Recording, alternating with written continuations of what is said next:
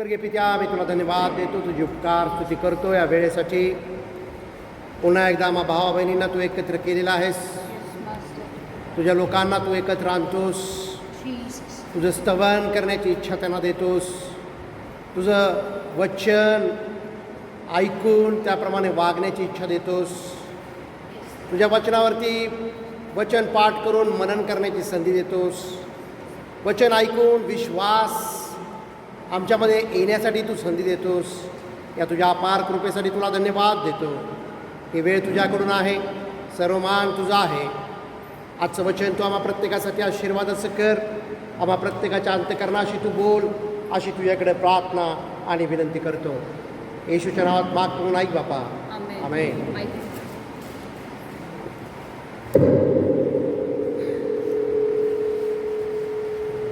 Praise Lord. भावना बहिणींनो, आम्ही काही महत्त्वाच्या गोष्टी पाहत आहोत आणि मनाचं रूपांतर, आमच्या बुद्धीचं नवीनीकरण, आमचं माइंडचं रिन्युवेशन,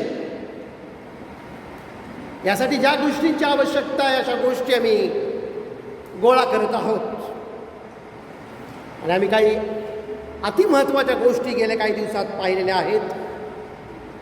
त्याच्यावरती आम्ही चिंतन आणि मनन करत आहोत.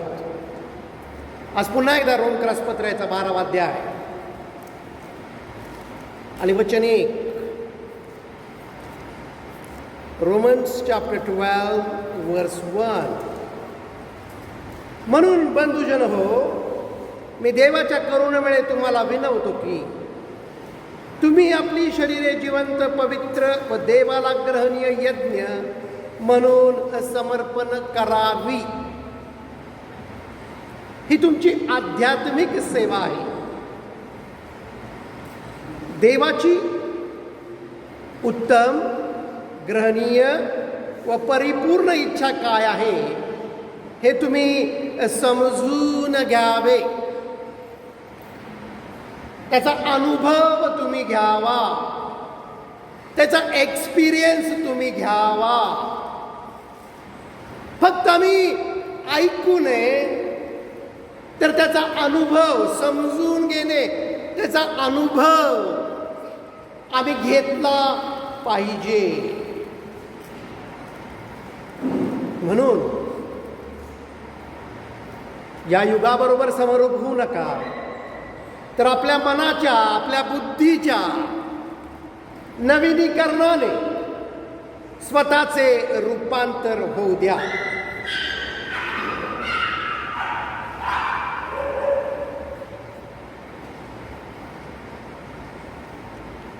प्रभू येशू ख्रिस्ताचं दुसरं आगमन ज्या वेळेला होईल, त्यावेळेला मी याच्याकडून ऐकलं वचन, मी त्याच्याकडून वचन ऐकलं, मी त्याची साक्ष ऐकली, मी याची साक्ष ऐकली आणि मी प्रभूवर विश्वास ठेवला, असं म्हणून पुरेसं होणार नाही. मला स्वतःला त्याचा अनुभव आला पाहिजे. वचन ऐकलं दुसऱ्याकडून चांगली गोष्ट आहे. दुसऱ्याची साक्ष ऐकून एनकरेज होणं, विश्वासात वाढणं चांगली गोष्ट आहे, त्यात चुकीचं काही नाही. परंतु तिथेच आम्हाला थांबायचं नाहीये. आम्हाला स्वतःला त्याचा अनुभव आला पाहिजे. जसं शमरोनी स्त्रीबरोबर प्रभू येशू बोलला आणि त्या शमरोनी स्त्रीनं गावात जाऊन सुवार्ता सांगितली. त्या लोकांनी ती ऐकली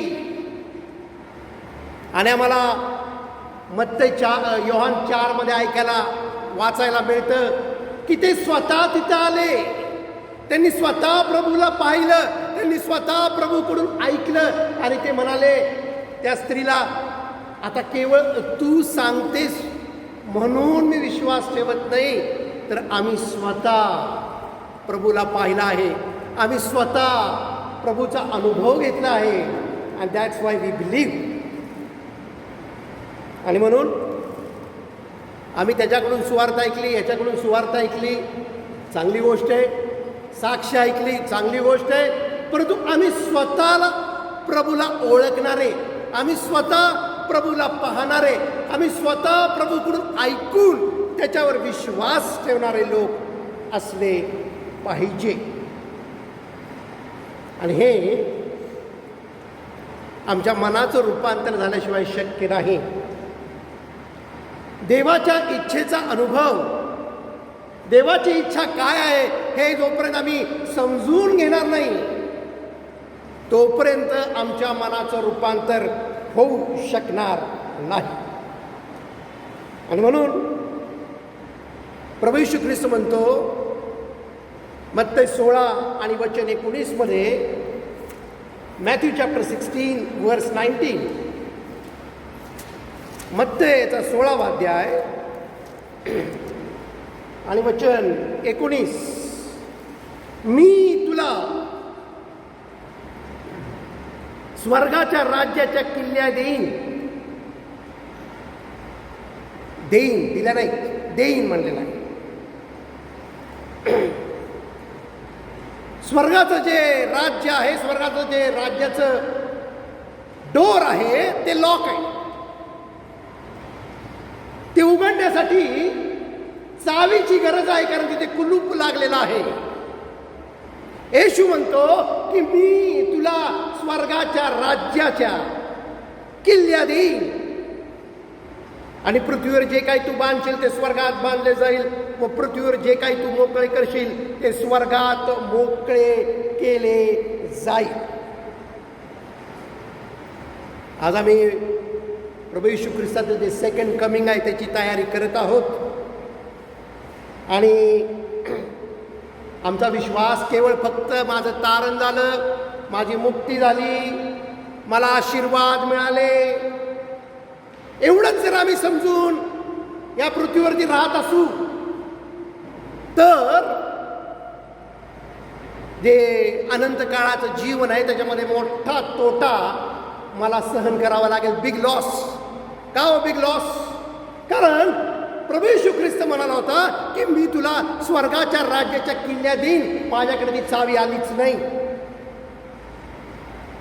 आणि म्हणून भाव बहिणींनो, फक्त तारण झालं, माझा बाप्तिस्मा झाला, पवित्र आत्मा मिळाला, मी आता अन्य भाषेमध्ये बोलू लागलो, मी प्रार्थना करतो आणि लोक बरे होतात, परंतु जर माझ्याकडे चावीच नसेल अनंत काळाच्या जीवनाची, तर ह्या गोष्टींचा मला काहीही उपयोग होणार नाही. आणि म्हणून येशू जे बोलला आहे की मी तुला स्वर्गाच्या राज्याच्या किल्ली नाही, किल्ल्या, एक चावी तारणाची आहे, एक चावी पवित्र आत्म्याच्या सामर्थ्याची आहे, दुसरी चावी पवित्र आत्म्याची दान आणि वरदान आणि कृपादानांची आहे. परंतु आणखीन एक जी चावी आहे ती आहे आमच्या मनाच्या रूपांतराची. जसं एखाद्या कुलपाला एक चावी असते, त्या चावीला काही खाचा असतात, तर त्यातलं एखादी त्या चावीचं टोक दाब जर मोडला तर कितीही तुम्ही चावी कुलपात घालून कुलूप उघडायचा प्रयत्न केला तर ते कुलूप उघडू शकत नाही.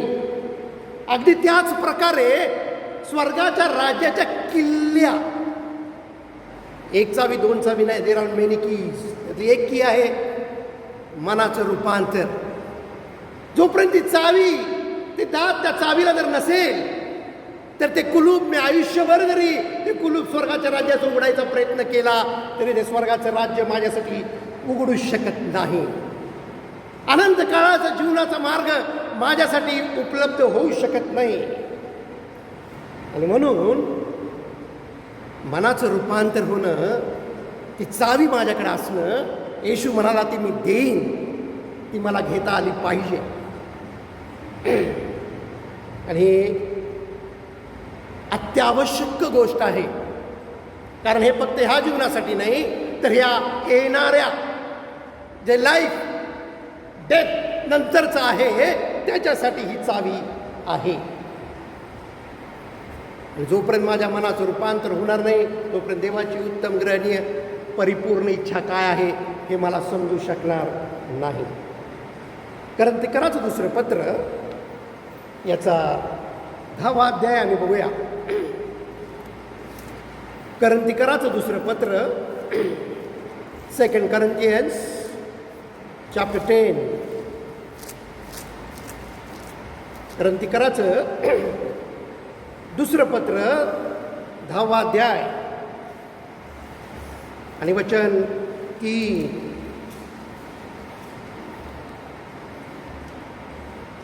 कारण आम्ही देहात चालणारे असूनही आम्ही देह स्वभावाप्रमाणे युद्ध करत नाही.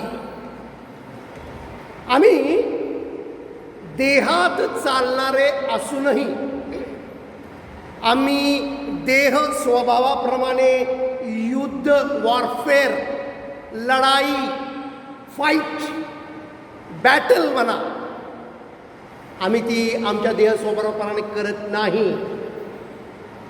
कारण आमच्या युद्धाची शस्त्रे दैहिक नाहीत तर तटबंदी जमीनदोस्त करण्यास ती देवाच्या दृष्टीने समर्थ आहेत. तर्कवितर्क व देवविषयक ज्ञानाविरुद्ध उंच उभारलेले असे सर्व काही पाडून टाकून आम्ही प्रत्येक कल्पना अंकित करून तिला ख्रिस्तापुढे मान वाकविण्यास लावतो. त्या ठिकाणी युद्धाविषयी सांगितलेलं आहे. आम्हा प्रत्येकाला हे युद्ध करायचं आहे. जो कोणी हे युद्ध करायला विलंब करील, जो कोणी ही लढाई लढायला तयार होणार नाही, काय होईल? स्वर्गाची चावी त्याच्याकडे येणार नाही, स्वर्गाची चावी त्याला मिळणार नाही. हे युद्ध आम्हाला करायचंय. ती वाट पाहून मी नंतर करेन असं नाही. आम्हाला इमिजिएटली दररोज हे वॉरफेअर करायचं आहे. आम्ही देहात चालणारे असूनही आम्ही देह स्वभावाप्रमाणे युद्ध करीत नसतो. म्हणजेच काय, आम्हाला युद्ध करायचंय. पण या माइंड या बॉडीनं शरीराच्या जगाच्या कल्पनेने नाही. या ठिकाणी पॉल काय म्हणतो आपण बघूया. तिमोथेचं दुसरं पत्र अध्याय 4 2 Timothy chapter 4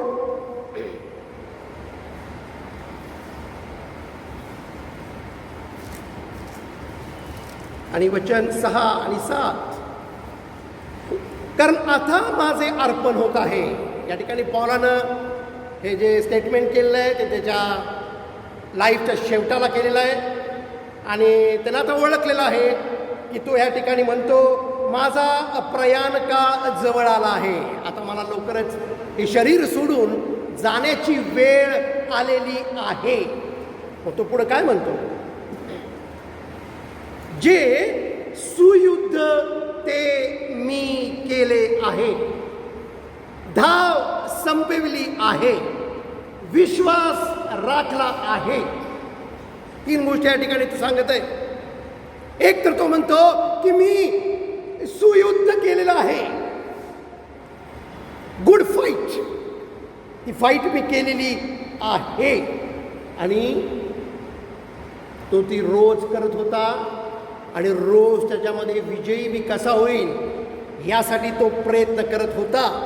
तो म्हणतो या युद्धाला ते मी सुयुद्ध केलेलं आहे. कधी व युद्ध करता येईल? जर कोणी सैनिक झोपून राहिला तर तो युद्ध करू शकत नाही. त्यासाठी त्याला जागृत राहावं लागतं, जागं राहावं लागतं, अलर्ट राहावं लागतं. जर तो जागा राहिला नाही तर तो युद्ध करू शकत नाही. हे जागं राहणं म्हणजे झोपेतून उठून जागं राहणं नाही आहे प्रियांनो. तर हे जागं म्हणजे माझ्या वैयक्तिक जीवनामध्ये मला ही गोष्ट समजून मी अलर्ट राहिलं पाहिजे की मला सुयुद्ध करायचं आहे, मला फाईट करायची आहे. जे पॉल म्हणतो या ठिकाणी की मी ते सुयुद्ध केलेलं आहे, हे मला माझ्या वैयक्तिक लाईफमध्ये, पर्सनल लाईफमध्ये मला हे युद्ध दररोज करायचं आहे. आणि ह्या युद्धाला तो कसलं युद्ध म्हणतो? सुयुद्ध. सुयुद्ध म्हणतो. आणि जोपर्यंत मी जागृत राहणार नाही, बायबल सांगतं जागृत राहा व प्रार्थना करा. प्रार्थनेमध्ये तुम्ही तत्पर राहा. अलर्ट पाहिजे आम्ही. जर मी अलर्ट नाही राहणार तर मी युद्ध करू शकत नाही. आणि म्हणून जे कोणी अलर्ट नाही आहेत, जे कोणी जागृत नाही आहेत, ते हे युद्ध करत नाही आहेत. आज बरेच विश्वासणारे वेगवेगळ्या गोष्टींसाठी जागृत आहेत, जगातल्या गोष्टींसाठी अलर्ट आहेत, त्यांच्या फिजिकल नीडसाठी ते अलर्ट आहेत. परंतु या ठिकाणी जे युद्ध आम्हाला करायचं आहे, नेमके त्या युद्धामध्येच ते झोपून गेलेले आम्हाला दिसतात. ज्यामध्ये आम्हाला जागं राहायचं आहे तिथं आम्ही आता झोपलेले आहोत. आम्ही सुयुद्ध करत नाही. आम्हाला बायबल सांगतं की आम्हाला युद्ध करायचं आहे. आणि पॉल म्हणतो की मी ते सुयुद्ध केलेले आहे. आणि मग ते 13 आणि 25 आम्हाला एक निधनाचा दाखला वाचायला मिळतो. मत्तई 13 आपण जाऊया. मत्तईचा 13वा अध्याय. या ठिकाणी प्रभू येशू ख्रिस्ताने एक दाखला सांगितलेला आहे. आणि ह्या दाखल्यामध्ये आम्हाला जागृत राहण्याविषयी ऐकायला मिळतं. मग ते 13:24 पुढे, त्याने त्यांच्या पुढे दुसरा एक दाखला मांडला. कोणा एका मनुष्याने आपल्या शेतात चांगले बी पेरले, त्याच्यासारखे स्वर्गाचं राज्य आहे. चांगलं बी पेरलेलं आहे. कुणी एकानं चांगलं बी पेरलेलं आहे. हे चांगलं B is equal to the kingdom of God. लोक झोपेत असताना, म्हणजेच ज्यानं चांगलं बी पेरलं तो झोपून गेला, तो जागृत राहिला नाही, तो अलर्ट राहिला नाही. त्याचा परिणाम काय झाला? झोपेत असताना त्याचा वैरी येऊन गावामध्ये निधन पेरून गेला. आज अनेक विश्वासणारे चांगलं बी पेरून झोपून गेलेले आहेत. जर आम्ही झोपलेला असू तर आमचा शत्रू येतो आणि जे जंगली बी आहे, जे वाईट बी आहे, ते तो त्या शेतामध्ये पेरत असतो. आणि कधी कळलं हे? पण जेव्हा पाला फुटला व दाणे आले तेव्हा अरे हे चांगलं होतं की ते वाईट कसं उगवून आलं त्याच्याबरोबर. कारण हा चांगलं बी पेरणारा त्या झाडाला खत पाणी घालत होता, युरिया देत असेल, काही चांगलं खत देत असेल, पाणी वेळेवर देत असेल. परंतु त्याला हे माहीत नव्हतं की वाईट बी सुद्धा हे खात आहे. वाईट बी सुद्धा ते खात होतं चांगल्याबरोबर. का असं झालं? तो झोपेत होता. कधी याची सुरुवात झाली? आम्ही जेव्हा आमच्या विश्वासाच्या जीवनामध्ये झोपून जातो, आम्ही जागृत राहत नाही. म्हणजेच काय? आम्ही सुयुद्ध करत नाही, अलर्ट आम्ही राहत नाही. त्या युद्धावर आमचं नियंत्रण नाहीये, कारण आम्ही झोपलेले आहोत. आणि या ठिकाणी दिसतं आम्हाला शत्रू जो आहे तो त्या चांगल्या बरोबर वाईट बी ही पेरून गेला. तर त्याचं कळलं कधी? लगेच कळलं नाही. मुळं जाऊन त्या चांगल्या बेच्या मुळाची जागा त्यानं काबीज केली. सगळं त्यानं गॅदर केलं, चांगलं खत, चांगलं पाणी सगळं त्यानं शोषून घेतलं. आणि आम्हाला माहिती आहे जंगली झाडं किती फास्ट उगवतात, किती फास्ट वाढतात. ते झाड फास्ट वाढलं आणि मग त्याला कळलं अरे हे काय आलं याच्याकडून. तोपर्यंत त्या झाडानं त्या चांगल्या बीचं जे ऊन होतं सनलाईट होता तो पण त्यानं खाऊन टाकला, त्याच्यावरती ते जाऊन पसरलं. जंगली झाड हे फास्ट वाढतं. निधन हे अशा प्रकारचंच आहे. आम्ही जर जागृत राहिलो नाही, आम्ही जर सुयुद्ध केलं नाही, तर आमची ही अवस्था अशा प्रकारेच होणार आहे. शत्रू येणार आहे आणि त्याच्यामध्ये हे बी पेरून जाणार आहे. आणि म्हणून प्रॉब्लेम कुठं आहे? आम्ही वॉचफुल नाही आहे, आम्ही वॉच करत नाही, आम्ही अलर्ट राहत नाही. आणि मग शत्रू येतो. आणि या ठिकाणी आम्हाला वाचायला मिळतं, पाला फुटला व दाणे आले तेव्हा निधनही दिसले. आणि मग पुढची स्टोरी आम्हाला माहिती आहे. जोपर्यंत पानं फुटत नाहीत, जोपर्यंत कणीस लागत नाही, तोपर्यंत कळत नाही. कारण आम्ही जागे नाही आहे. आम्ही खत घालतोय, आम्ही युरिया टाकतोय, आम्ही सगळं काही जे काही करायचं ते सगळं करतोय, पण खाणारं झाड दुसरंच आहे. आणि म्हणून बी अलर्ट अँड वॉचफुल. या ठिकाणी आम्हाला युद्ध करण्यासाठी बोलवलेलं आहे. आम्हाला सुयुद्ध हे केलंच पाहिजे. कारण कोणीतरी येईल आणि मग या शेतामध्ये निधन पेरून जाईल. आणि म्हणून माझं तारण झालं, मला पवित्र आत्मा मिळाला, मी फक्त अन्य भाषेत बोलू लागलो. एवढ्याच ठिकाणी विश्वासणाऱ्याला थांबायचं नाहीये, तर माझ्या बुद्धीचं नवीनीकरण कसं होईल याविषयी आम्ही जागृत राहिलं पाहिजे. अन्यथा आमच्यासाठी फार मोठा लॉस होण्याची शक्यता आहे, धोका आहे. तिमोथेचं आपण आणखीन एक वचन बघूया. तिमोथेचं दुसरं पत्र,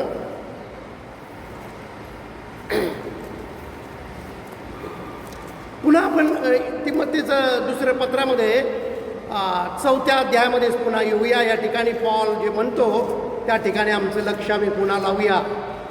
तिमोथेला दुसरं पत्र 4था अध्याय वचन 7 मध्ये तो म्हणतो, जे सुयुद्ध ते मी केले आहे, धाव संपवली आहे.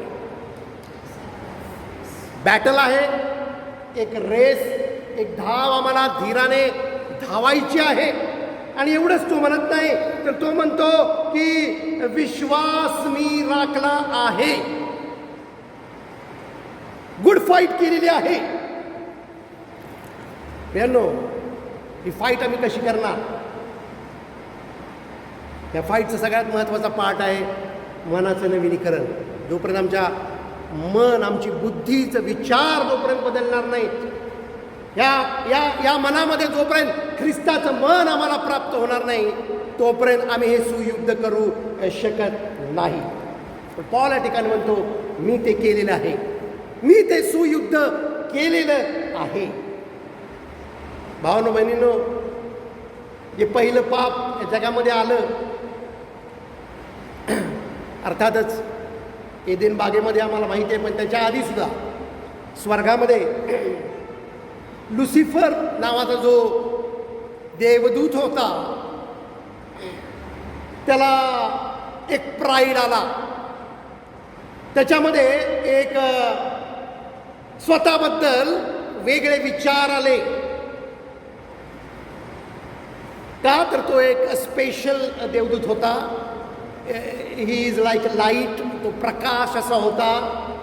आणि म्युझिक आणि संगीत हे सर्व काही त्याच्यामध्ये तो पारंगत असा होता, वर्शिपर असा होता.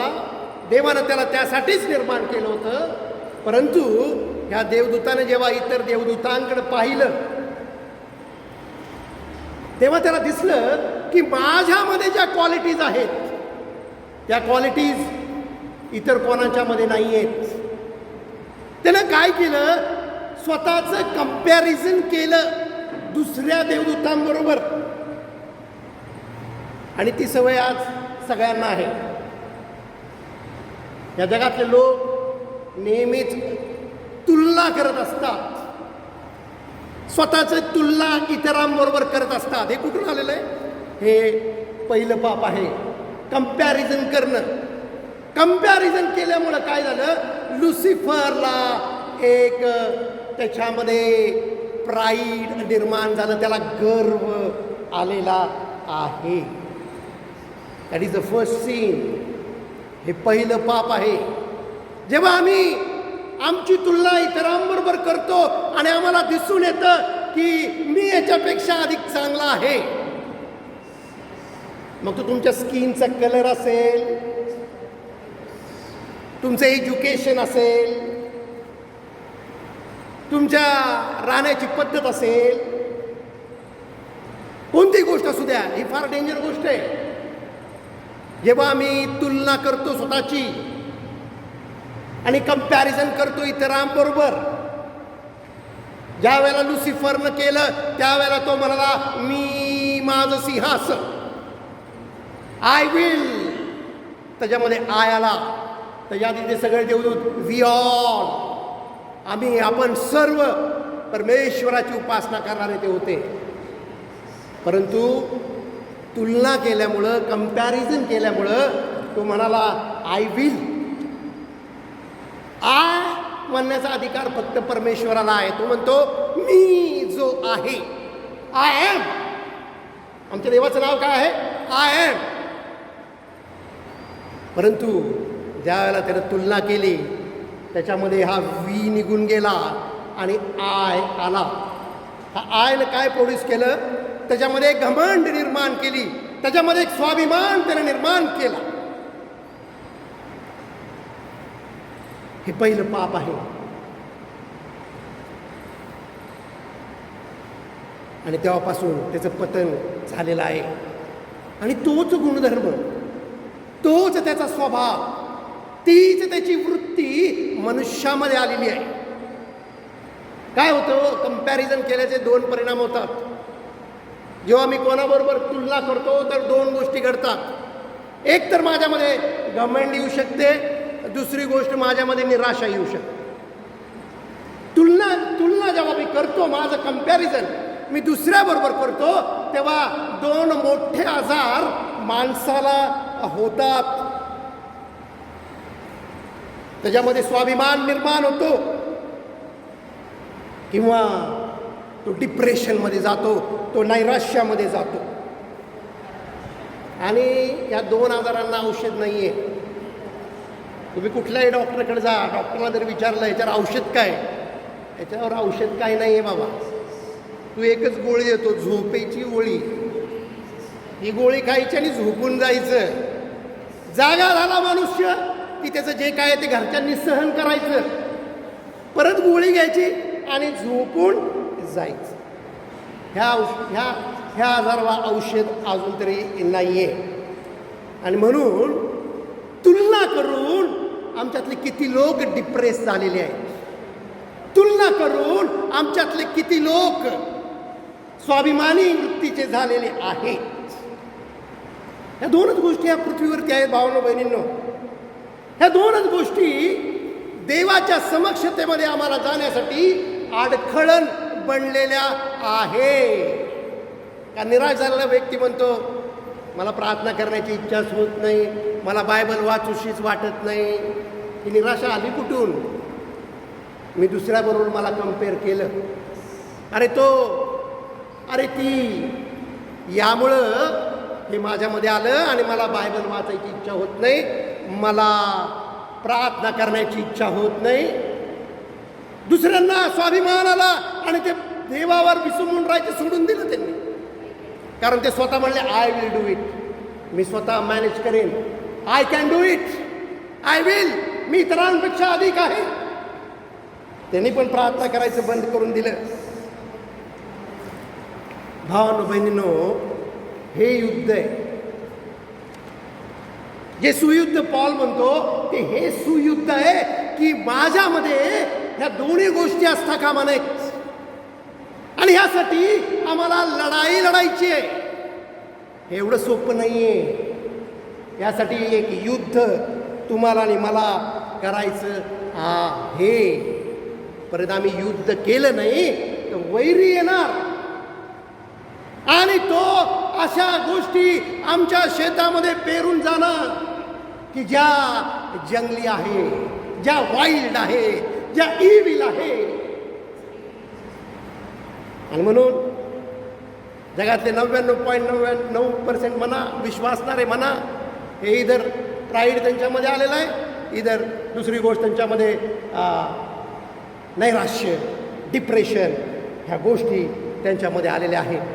त्याचं कारण एकच आहे की ते जागृत नाही आहेत, ते अलर्ट नाही आहेत, ते जे सुयुद्ध करायचं आहे ते सुयुद्ध ते करत नाहीत. आणि मग त्याचा परिणाम आम्हाला बघायला मिळतो. या ठिकाणी प्रभू येशू ख्रिस्तानं गहू आणि निधनाच्या दाखल्यामध्ये आम्हाला दिलेले आहे.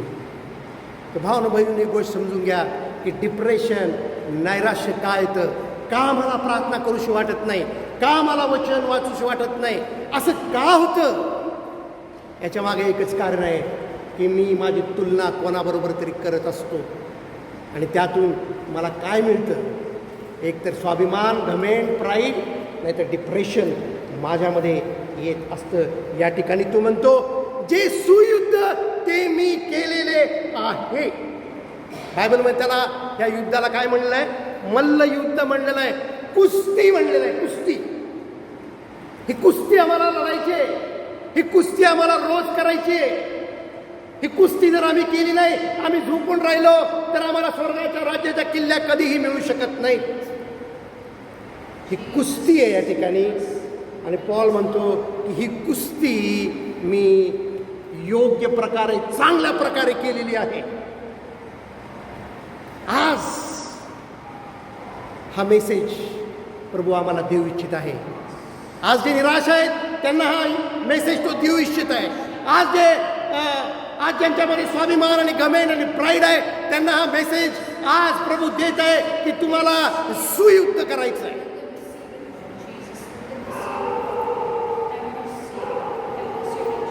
सुयुद्ध ते मी केले, धाव संपवली आहे.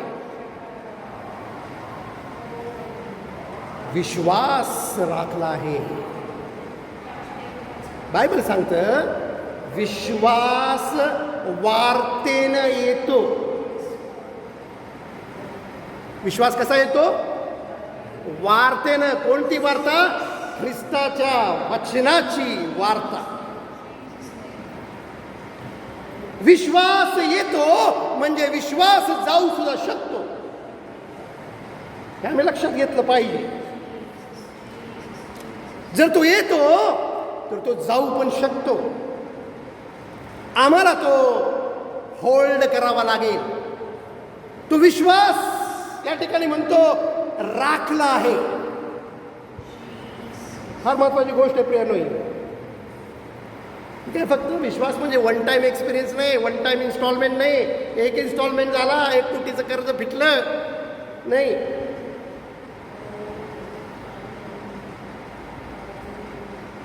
हा तो अनुभव नाहीये. आम्हाला तो होल्ड करावा लागेल. तो विश्वास मला राखावा लागेल. माझा बाप्तिस्मा झाला 20 वर्षापूर्वी. मी प्रभू येशू ख्रिस्ताचा स्वीकार केला. मी विश्वासात गेले 30 वर्षे. परंतु आज तो विश्वास तुझ्यामध्ये आहे का, हा प्रश्न आहे. आणि म्हणून हे लक्षात ठेवलं पाहिजे, जर विश्वास वार्तेने येतो तर तो विश्वास जर मी होल्ड केला नाही तर तो विश्वास जाऊ पण शकतो. आणि म्हणतो या ठिकाणी आय हॅव सिक्युर्ड द फेथ. मी तो विश्वास राखला आहे. परंतु आम्ही स्वतःला विश्वासणारे समजतो आणि स्वतःला धोका देतो. आमचं मनच आम्हाला धोका देतं. कारण मी स्वतःला म्हणत असतो I am a believer, I am a believer, I am a believer. परंतु हा विश्वास जसा येतो तसा जाऊ पण शकतो. आणि म्हणून विश्वास घरात इकडं तिकडं शोधून सापडणार नाही. तो आम्हाला राखावा लागेल, तो होल्ड करावा लागेल, तो आम्हाला धरून ठेवावा लागेल. हे सुयुद्ध आहे.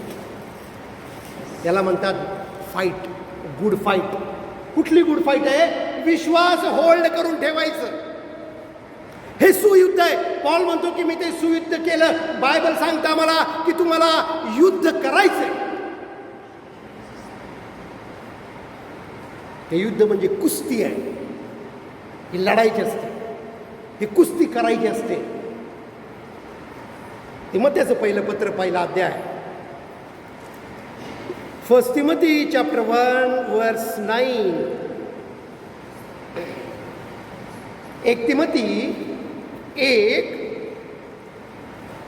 19 वचन 19. विश्वास व चांगला विवेक भाव धर म्हणले. विश्वास अँड गुड कॉन्शियस, चांगला विवेक भाव धर, होल्ड इट. कित्येकांनी हा जुगारून दिल्यामुळे त्यांचे विश्वास रूपी तारू फुटले आहे. आणि एखादी गोष्ट बुडाली की ती परत वर काढता येत नाही. समुद्रामध्ये एखादी गोष्ट बुडाली, एखादं जहाज बुडालं तर ते बुडालं. ते जहाज वर काढायचा कोणीही प्रयत्न किंवा त्याचे पार्ट खोलून वर काढायचा प्रयत्न कधीही कुणीही करत नाही. ते भयंकर कॉस्टली आहे. जर एखादं बुडलेलं जहाज वर काढायचा प्रयत्न कोणी केला तर त्याचा खर्च काढला तर त्या पैशामध्ये 3 नवीन जहाजं येतील. आणि एखादी गोष्ट समुद्रात पडली, बुडाली तर ती बुडाली. फार वर्षापूर्वी आमचा एक जॉब समुद्रातून चालला होता. फार मोठा जॉब होता, चेंबर होता मोठा. तो समुद्रात पडला, वादळ सोडून द्यावा लागला, लाखो रुपयाचा. हे विश्वास रूपी तारू एकदा फुटलं की ते बुडालं म्हणून समजायचं. आणि ते बुडलं की ते काढता येत नाही.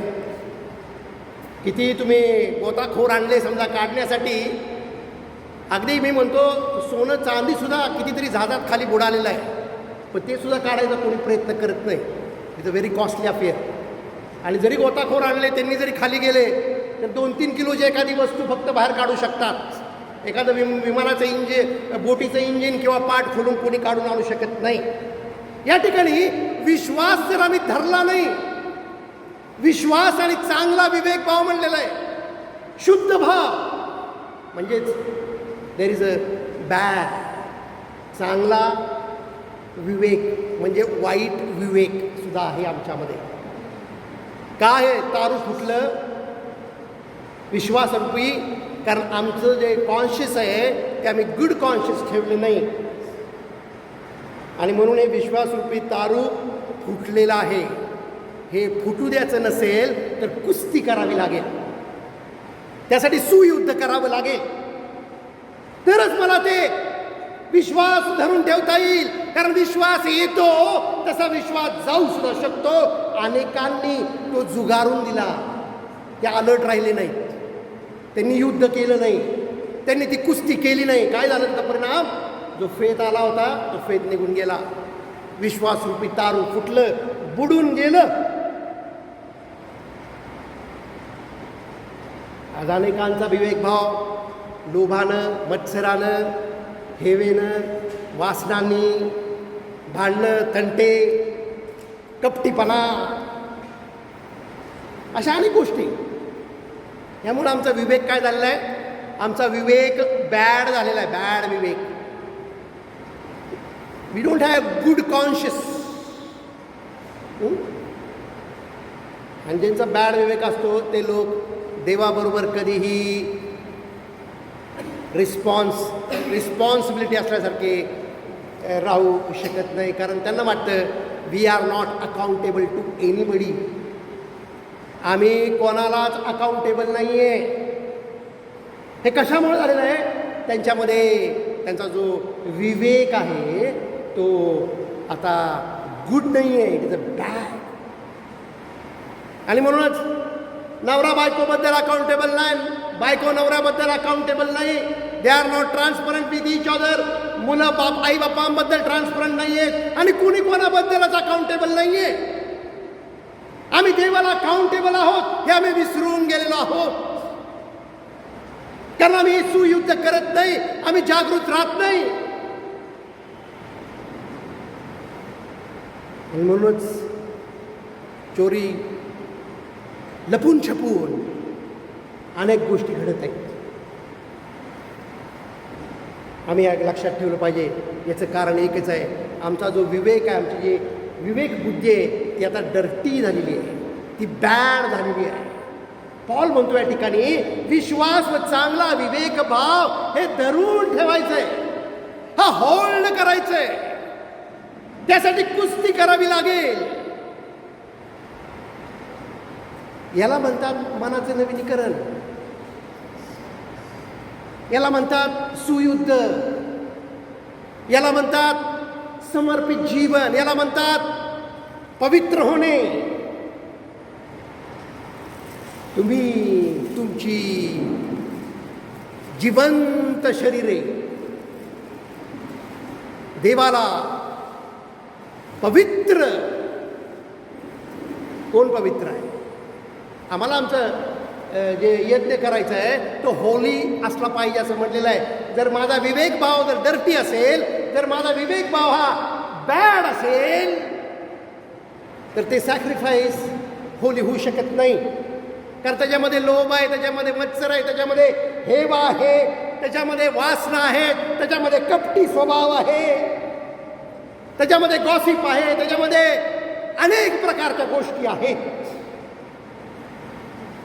होल्ड युअर गुड कॉन्शियस, चांगला विवेक भाव धरून ठेव. परंतु अनेकांनी हा झुगारून दिल्यामुळे त्यांचं विश्वासरूपी तारू हे फुटलेलं आहे, आणि फुटलेलं तारू तरंगू शकत नाही. आम्ही स्वतःला धोका दिलेला आहे, आम्ही स्वतःला हार्म करून घेतलेला आहे, आम्ही स्वतःला जखमी करून घेतलेला आहे. आणि म्हणून ही कुस्ती आम्हाला केलीच पाहिजे. ही कुस्ती आम्हाला करायची. करंतिकराच्या पुन्हा पत्रामध्ये आम्ही जाऊया. करंतिकराचं हे दुसरं पत्र, याचा 10वा अध्याय. पुन्हा तिकडे आपण येऊया. करंतिकराचं दुसरं पत्र 10वा अध्याय वचन 3 पासून पुन्हा वाचू. कारण आम्ही देहात चालणारे असूनही,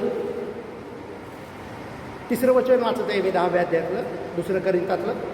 कारण आम्ही देहात चालणारे असूनही आम्ही देह स्वभावाप्रमाणे युद्ध करीत नसतो. जगात जसे लोक झगडा लढाई करतात तसं आम्ही करत नाही. परंतु आम्हाला पण झगडा करायचा आहे, आम्हाला पण कुस्ती करायचीच आहे, पण तशी नाही. कारण आमच्या युद्धाची शस्त्रे दैहिक नाही तर तटबंदी. ही तटबंदी कुठं असते? किल्ल्यांना असते. किल्ल्यांना 20-20, 25-25 फूट रुंदीच्या भिंती असतात, त्याला तट म्हणतात. ते तट पार करून शत्रूला आत येणं एवढं सोपं नसतं. ते स्ट्रॉंग असे दगडाने असं उभं केलेलं असतं, उंच असतं. ते पार करणं एवढं सोपं नाही.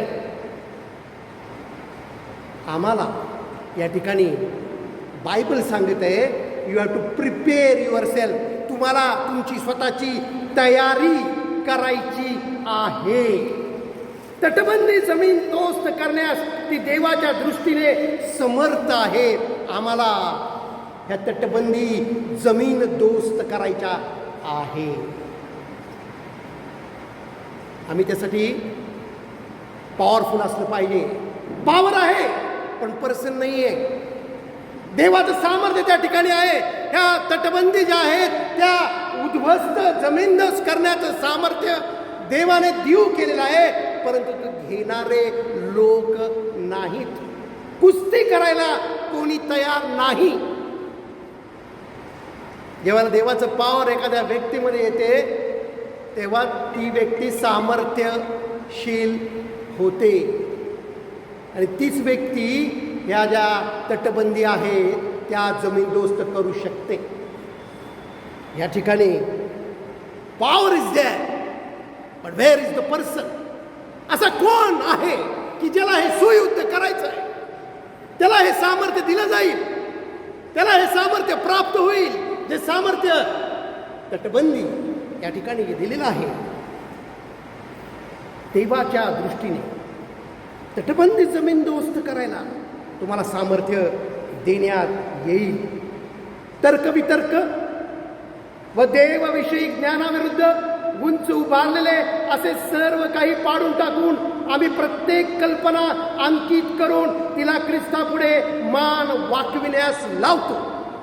ही कुस्ती आहे, हे कुस्ती आहे, हे कुणी करायची आहे. आम्ही म्हणलेलं आहे ठिकाणी त्यात देव काय तुम्हाला मदत करणार नाही. हे युद्ध तुमचं आहे, हे तुम्हाला करायचंय, ही कुस्ती तुम्हाला लढायची. तो या ठिकाणी म्हणतो आम्ही प्रत्येक कल्पना, आणि कल्पना कुठे आहे? आमच्या मनामध्ये आहे, आमच्या बुद्धीमध्ये, आमच्या सबकॉन्शियस माइंडमध्ये. हे सगळं मेमरी स्वरूपानं कल्पना, इमॅजिनेशन स्टोअर झालेलं आहे. आणि एखादं चित्र आम्ही डोळ्यासमोर आणतो आणि आमचं लगेच चित्रपट सुरू होतो आणि आमचे इमोशन्स इरप्ट होतात आणि आमची बॉडी काहीतरी ॲक्शन करते. समजून घेतलं पाहिजे आम्ही. या ठिकाणी तो म्हणतो ह्या ज्या कल्पना आहेत ते कल्पना ख्रिस्तासमोर इम्प्रिझंट केली, तुरुंगात टाकता आली पाहिजे आम्हाला. तिला मान वाकवता लावता आली पाहिजे. हे सगळं आमच्या सबकॉन्शियस माइंडमध्ये बसलेलं आहे लावून. हे सगळं त्या ठिकाणी स्टोअर केलेलं आहे. म्हणून बायबल सांगतं की तुमच्या बुद्धीचं, तुमच्या मनाचं रूपांतर व्हावंच लागेल. नाहीतर ह्या कल्पना ज्या आहेत त्या तुम्हाला स्वस्थ बसू देणार नाहीत. हे जे तुमचे विचार आहेत ते तर्क वितर्क आहेत, ते जगामधून जे आमच्यामध्ये येऊन बसलेले आहेत. धन्यवाद धन्यवाद धन्यवाद धन्यवाद धन्यवाद. प्रार्थना प्रार्थना चालू आहे आणि मनामध्ये एक विचार येतो, अरे तू तर प्रभूसमोर, प्रभूच्या सिंहासनासमोर उभा आहेस, मुखानं तू धन्यवाद धन्यवाद धन्यवाद प्रार्थना करत आहेस आणि तुला आठवतं अरे गाडीची चावी गाडीलाच राहिली, गाडीची चावी गाडीलाच राहिली. ती चावी मी जर आणली नाही तर गाडी कोणतरी घेऊन पळून जाईल. पण मी करतोय, तू महान आहेस प्रभू, तू अमका आहेस, तू तमका आहेस, माझ्या प्रार्थना चालू आहेत. अरे आम्ही प्रार्थना तिथेच थांबवली पाहिजे, पहिली जाऊन चावी काढून आणली पाहिजे. परंतु तसं होत नाही. आम्ही प्रार्थना करतो आणि आमचं मन सगळं जगभर फिरून येतं. तर्क वितर्क, विचार, देवविषयी ज्ञानाविरुद्ध उंच उभारलेले. म्हणजेच काय? देवाची ओळखच आम्हाला नाहीये. आमचे जे विचार आहेत ते सगळे जगामधून आमच्यामध्ये आलेले आहेत. देवाची ओळख नसल्यामुळे ते विचार असे उंच उभे आहेत. आणि आम्ही प्रार्थना देवाची करत आहोत. आम्ही प्रार्थना करतो, प्रभूला धन्यवाद देत असतो, गीते गात असतो. परंतु आमचं मन मात्र सगळीकडे फिरून सगळ्या चिंता, काळजा, हेवा, लोभ सगळं करत बसलेलं असतं आतमध्ये. आम्हाला कुस्ती करायची गरज आहे त्याविषयी. हेच सुयुद्ध आहे. चिंतन आणि मनन काय प्रियानो? ह्याच गोष्टीचं आहे की मला युद्ध करायचं आहे. युद्ध आम्ही करत नाही, परंतु देवानं आम्हाला हे सामर्थ्य देव केलेलं आहे. तो म्हणतो या ठिकाणी तर्क वितर्क व देवविषयी ज्ञानाविरुद्ध उंच उभारलेले असे सर्व काही पाडून टाकू. हे सर्व काही आम्हाला पाडता येतं. हे सगळं काही आम्हाला जमीनदोस करता येतं. आम्हाला देवाची ओळख असेल तर जगाच्या गोष्टी आमच्या माइंडवरती कंट्रोल करू शकत नाहीत. परंतु आम्ही जगाशी समरूप आहोत. म्हणूनच बायबल सांगतं देवाची उत्तम, ग्रहणीय आणि परिपूर्ण इच्छा काय आहे हे समजून घे. तर या जगाबरोबर समरूप होऊ नको, तर आपल्या मनाच्या, आपल्या बुद्धीच्या, आपल्या बुद्धीमध्ये जे काही तर्क वितर्क, विचार आणि कल्पना ज्या काही आम्ही स्टोअर करून ठेवलेल्या आहेत ते सगळं काही आम्हाला जमीनदोस्त करावं लागेल. ही कुस्ती आहे, हे सुयुद्ध आहे, हे विश्वास धरणं आहे. नाहीतर आमचं विश्वासरूपी तारू कधीच फुटलेलं आहे. अनेक विश्वासणारे स्वतःला विश्वासणारे म्हणतात, परंतु त्यांचा विश्वास कधीच बुडालेला आहे. या ठिकाणी हा म्हणत आहे की तुम्ही हे सुयुद्ध करा. आम्हाला युद्ध करायचं आहे. आणि म्हणून बायबल काय सांगतं शेवटी आपण बघूया. योहानाचं पहिलं पत्र, याचा 2रा अध्याय शेवटी आपण हे वचन वाचून थांबूयात. 2 जॉन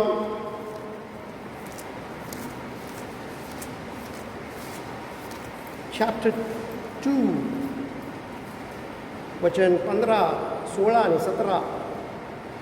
योहानाचं पहिलं पत्र 2रा अध्याय वचन 15, 16, 17. जगावर व जगातल्या गोष्टींवर प्रीती करू नका.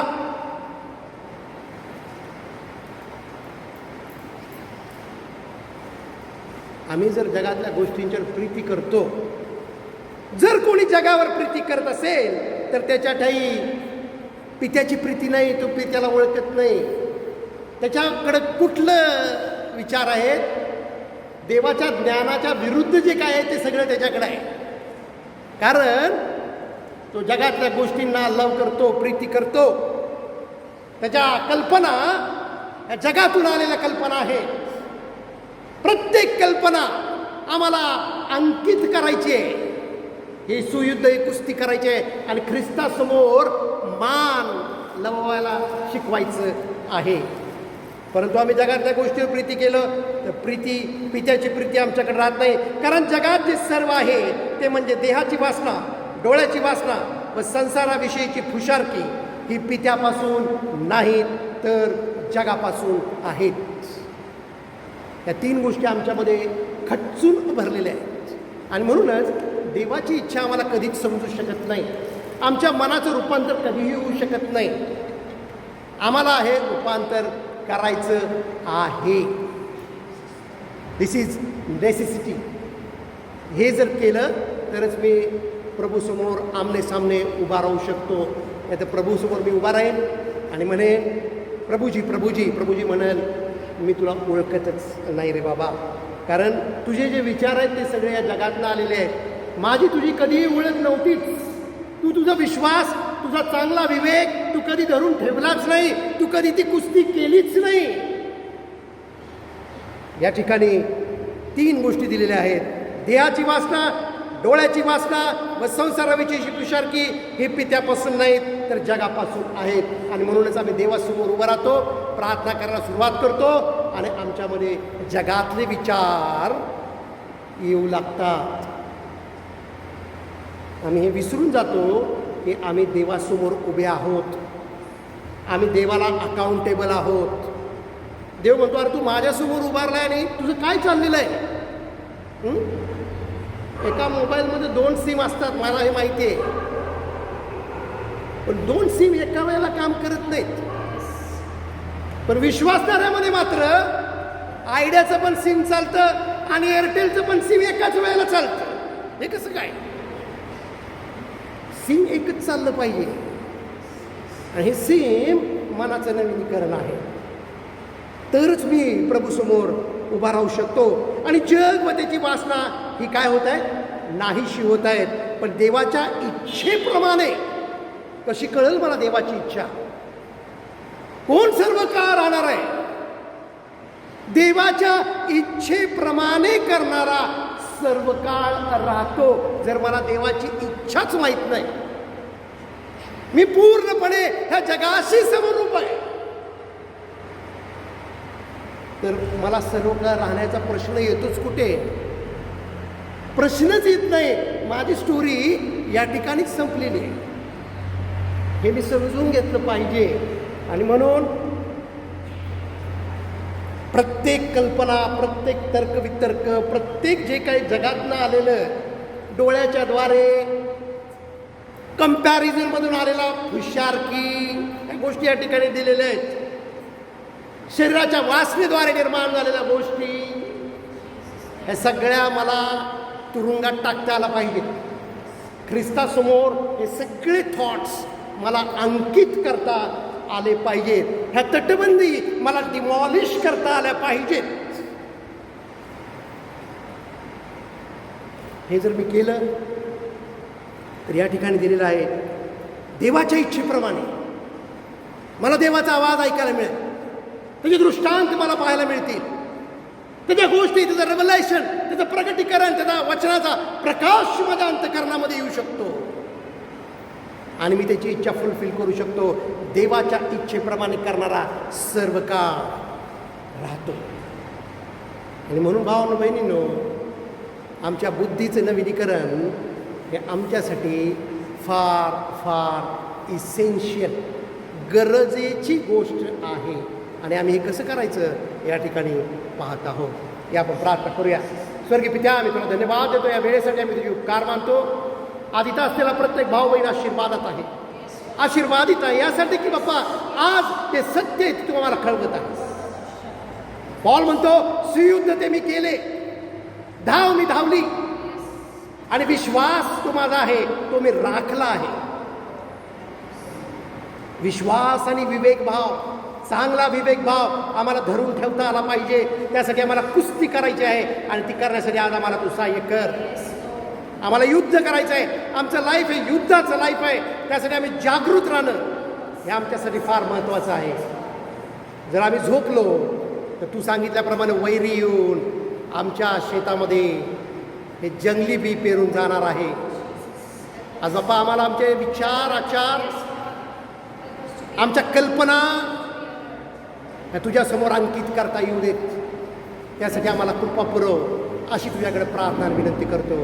सर्व मान तुझा आहे, सर्व महिमा तुझा आहे. प्रभू येशूच्या नावात मागतो, नाही बापा. आमेन.